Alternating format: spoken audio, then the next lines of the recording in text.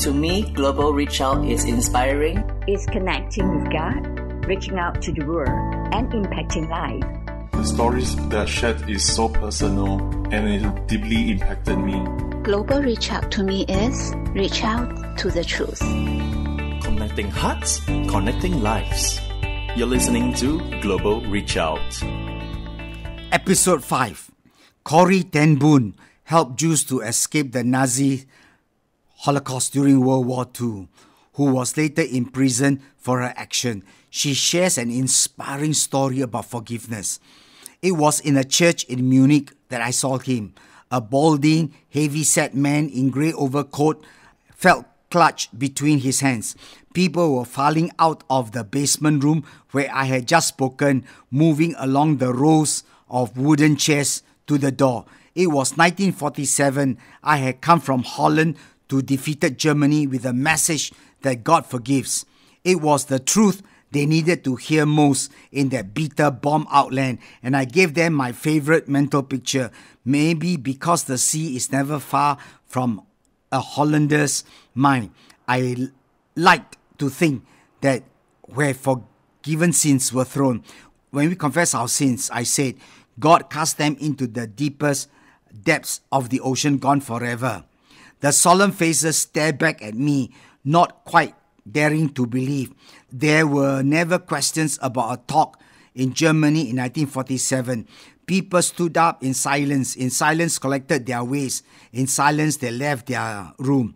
And that's when I saw him working his way forward against the others.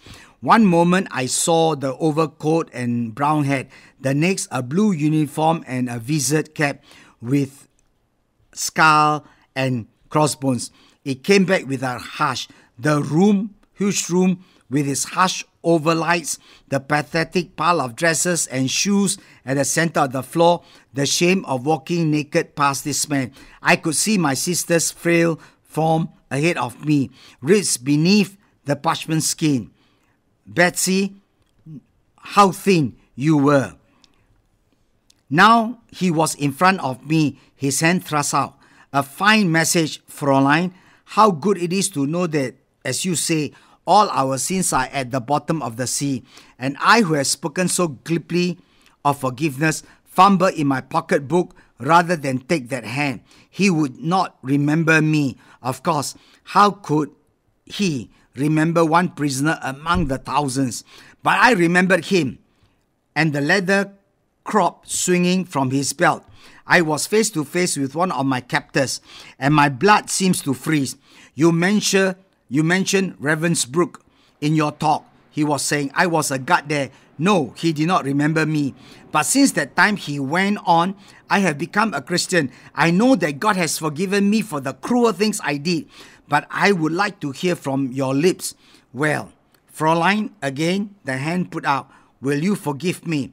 As I stood, I whose sin had again and again been forgiven and could not forgive.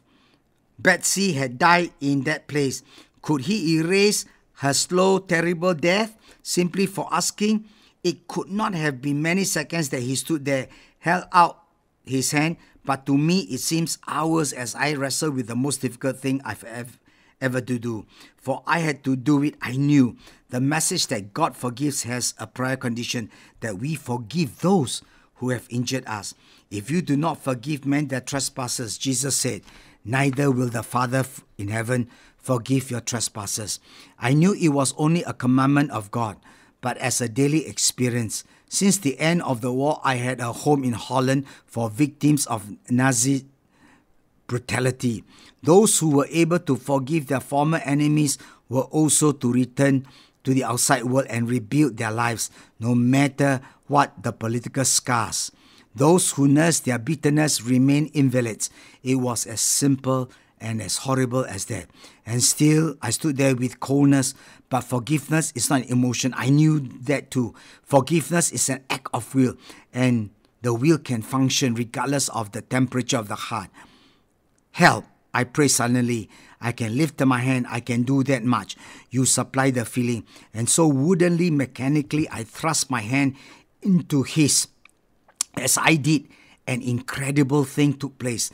The current started in my shoulder, raised down my arm, sprang into our joint hands, and then this healing warmth seemed to flood my whole being, bringing tears to my eyes. I forgive you, brother, I cried with all my heart. For a long moment, we grasped each other's hand, the former guard and the former prisoner. I had never known God's love so intensely as I did then. Do more than required. Give more than you take. Learn to give away yourself. The principle of walking the second mile is also called the boomerang principle. Blessings come to you in different form. A famous surgeon in many years ago operated in an amphitheater in the city of New York. Many surgeons from all over the country came to watch him perform the operation. One day when he had finished an operation and was taking off his mask, as other doctors were leaving, one young intern doctor dropped down to the operating theatre and asked, "Doctor, can I ask you a question?" "Certainly, son, what is it?" "Doctor, doesn't medical science says, and do not the books teach, that one knot tied after an operation is not enough if tied correctly? Isn't all that is necessary?" A gentle smile broke out over the countenance of the grand old surgeon as he put his arm around the young doctor. "Son, medical books says exactly that. Medical science teaches that. What I know, what you say is right. You are going to ask me, why do I tie 3 knots instead of 1 knot?"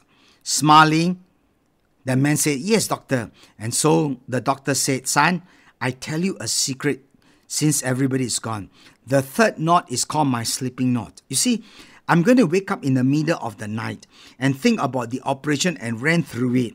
And then at the end of it, I'm going to wonder, did I tie the knot correctly? And so, as I go through my mind, I realize I did not tie 1 knot, I did not tie 2 knots, but I tied 3 knots. And it can't come loose. And so I'm going to smile and then go back and sleep." Son, let me tell you, that is a great principle in life. I am not being original, but if you always tie 3 knots, when you are only required to tie 1 knot, you will find a lot of happiness that you can't find in any other way. It's a great principle of life. It applies to everything.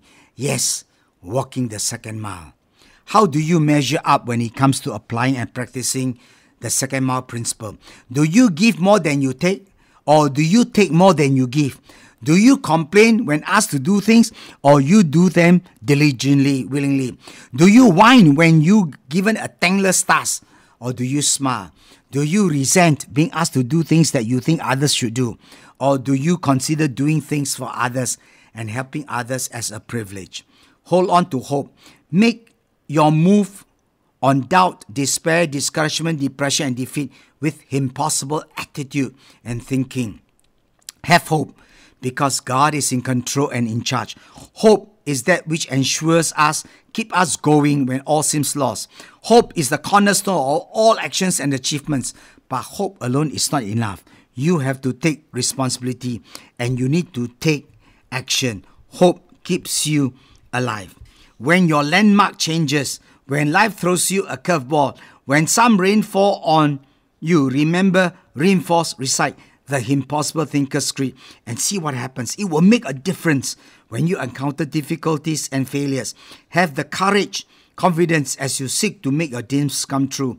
A impossible thinker thinks the incredible, sees the invisible, hears the inaudible, achieves the impossible, and becomes unforgettable. The key to impossible thinker is to avoid and apply. Avoid negative principles, apply positive principles. Another writer puts this way: hear the word, speak the word, and do the word. Here is a poem that I like to quote to you. It's called the Impossible Thinker's Creed. When my journey is disrupted along a path unexpected, I will not be downhearted, but continue on undefeated. When all my plans are rejected, with my hopes completely shattered, I will not be weak-minded, for soon my dreams will be transcended. Whatever troubles may arise, all my strength seems paralyzed. I will not be demoralized, because tomorrow the sun will rise. As I begin to visualize, my problems will soon vaporize. My plans will materialize when I let God take charge of my life. The program is proudly presented by Global Reach Out. We welcome you to share our live enriching webcasts with family and friends through our website, global-reachout.org. Let's reach out to bless more lives together.